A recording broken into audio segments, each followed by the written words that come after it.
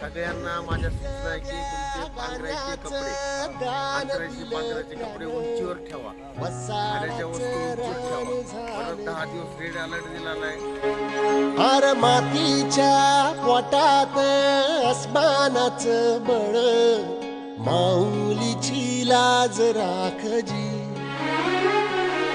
या मिनमिन त्या दिव्याला तू साकड घाल, यात